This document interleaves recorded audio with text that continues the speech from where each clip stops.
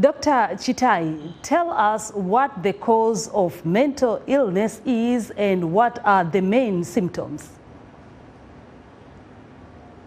Yes, first, importantly, we must understand that what we refer to as mental illness is many illnesses, over 150 of them, and each of them has its sort of unique causes and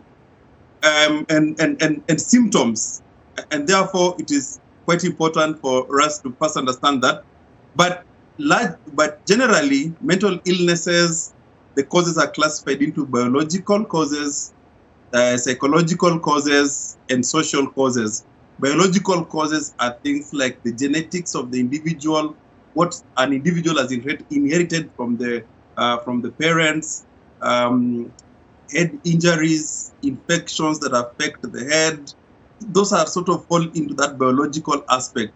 Psychological causes mostly refer to causes that include traumatic experiences that an individual has experienced in the past, and most of them refer to traumatic experiences in childhood, which may include death of a parent or even adverse childhood experiences like abuse by caregivers or adults in a child's life.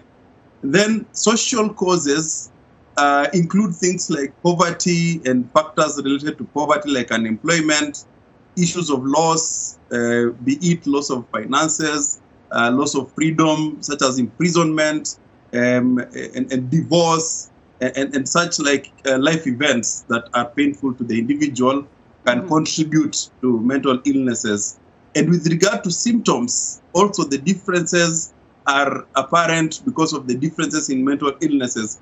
But commonly, what is affected when an individual suffers from mental illness include changes in mood.